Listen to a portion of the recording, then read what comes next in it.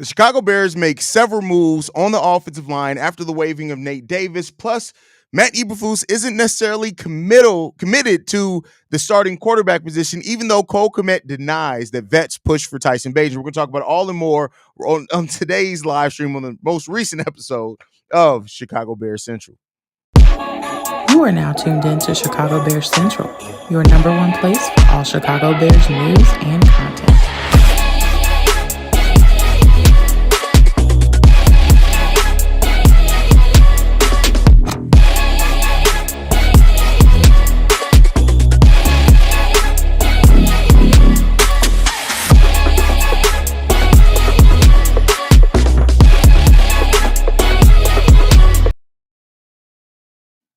What's going on, Bears fans? Welcome to a new episode of Chicago Bears Central, your number one spot for everything Chicago Bears related. I'm the host here, Haize, but more importantly, you guys can follow the channel at Chi Bears Central on every social media platform we happen to be on. With that being said, wanted to bring you guys the updates that we got so far. So the Chicago Bears made a few roster moves after the waiving of Nate Davis. They have signed Jake Curran, offensive tackle Jake Curran, to the 53-man roster. He had previously been on the practice squad. He had been elevated to the practice squad on the game-to-game roster. Keep in mind, he did play in the preseason for the Chicago Bears as well. And so we'll see what happens there. He's previously played when we had injuries to Braxton Jones and others, which did get some positive signs from that as well. Darnell Wright, Braxton Jones, Karen Amagaje all did practice today for the Chicago Bears. So we got some forward movement on getting players a little bit back more healthy. It looks like Tevin Jenkins did not practice today as well. So still missing Tevin Jenkins, but with Braxton Jones, Darnell Wright, those guys getting back to practice, it's a big sign. Jake Curran, he's an okay depth piece, right? Nothing amazing when it comes down to that. But the Bears also did sign former third-round pick Ricky Stromberg as well to the practice squad. He was released by the Washington Commanders. He did have a top 30 visit with the Chicago Bears back in 2023 during that process. So this is the Bears again taking maybe another shot at a guy who was pretty decently drafted offensive lineman to see what they can do and develop with him. If I'm not mistaken, I think Ricky Stromberg was on the practice squad at one point this offseason or on the training camp roster at some point this offseason. Maybe I just talked about him as being a possibility. So, but Ricky Stromberg was drafted in the third round, 97th overall. He actually was one of the more kind of favorable picks in that 2023 draft. That may have been where I covered him at. I know I've covered him before on this channel, but it may be when the Bears brought him in for a top 30 visit before the 2023 draft. So this is another guy who's an offensive lineman.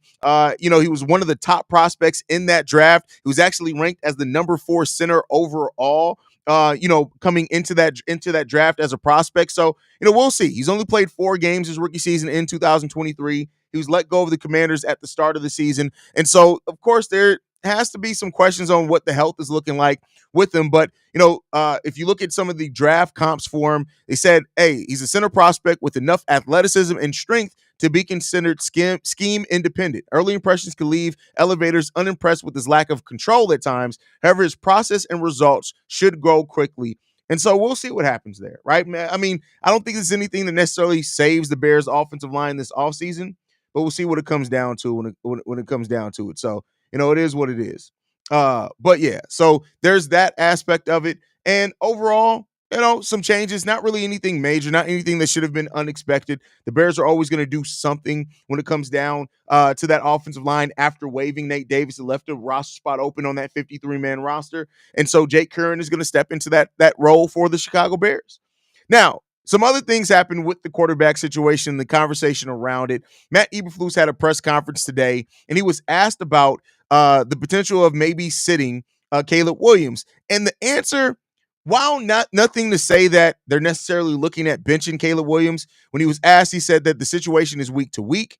But he did also say that he feels like the best thing for Caleb Williams is to get reps in game as he goes through a roller coaster in his first season. So, we'll see what happens with that. So, I mean, Matt Eberflus did say he feels the best thing for Caleb Williams is to get those in-game reps, which is really good.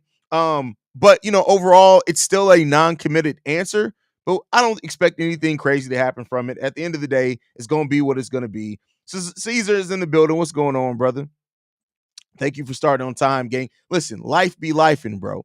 But yeah, so there's that aspect of it. But then we also got Cole Kmet, right? And Cole Kmet was asked by reporters about veterans asking for Tyson Bagent to start over Caleb Williams, and Cole Kmet gave an adamant that did not happen. That did not happen, is exactly what Cole Kmet said. So I know there are going to be people, especially people who are either Bagent baddies or just don't like Caleb Williams, that say, oh, well, what is he supposed to say?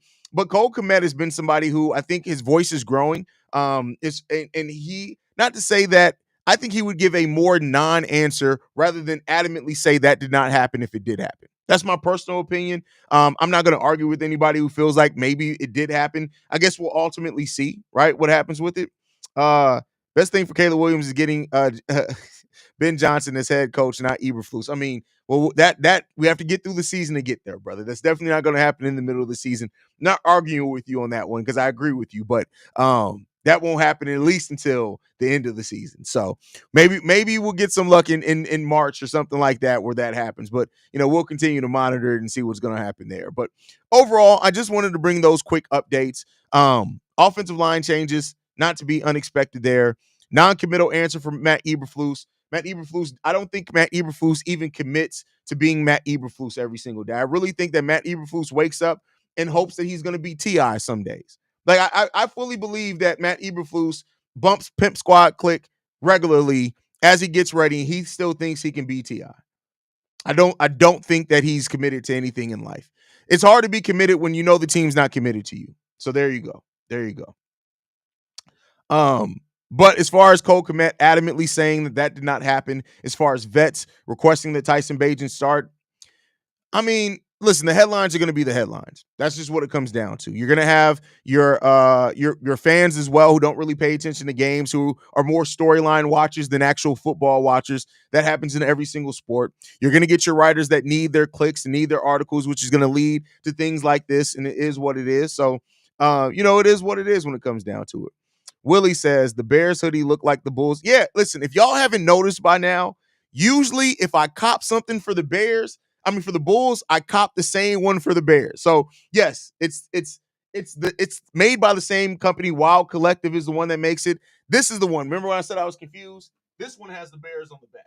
So the Bulls one does not have the Bulls on the back, but the Bears one doesn't. So the Bulls one has Chicago on the hood. This doesn't have that, but it does have. Let's see, y'all can see it does have the bear on the back. So really dope. Really, I honestly wish they would have put that design on the front of the hoodie, to be quite honest. But this is honestly, these two hoodies are some of the most comfortable hoodies that I own, and they're like insulated. So like it keeps you really warm. For those that don't know, I keep the studio really cold because I have so much equipment going on. There's like 6 lights in this bitch. Like on the other side of the studio, there's 3 on this side of the studio. So it's really hot in here. And so for the equipment not to overheat, I keep the studio really, really cold. I have a feeling we will rally and Poles will fall for the trap and keep him as head coach.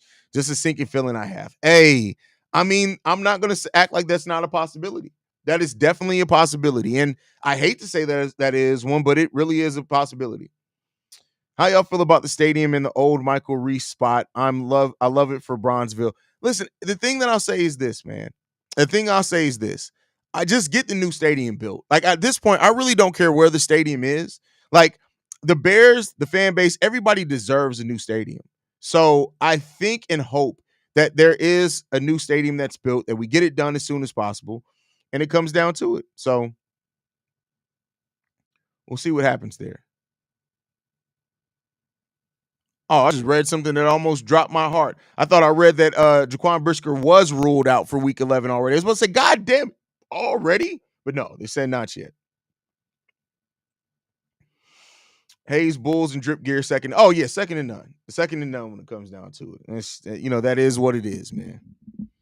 But all right, y'all. I just wanted, like I said, I wanted to bring this. We got some good comments. We need to draft an O-line in the first round and get the top 2 offensive linemen in free agency. Well, top 2 offensive linemen could be pretty pricey, and the Bears don't have a lot of wiggle room when it comes to salary cap. So I'll say this: the Bears have a first and 2 seconds. Those all need to go. You can get starting offensive linemen at all 3 of those picks. That's what I want to see. Then maybe you keep Ryan Bates if he can stay healthy, right? Maybe you do that. You keep Matt Pryor as some veteran depth pieces. But I think that the Bears should heavily invest in the offensive line. I think our first three picks in the draft should all go to the O line as of right now. That's my personal opinion, and I don't expect everyone to agree with that one.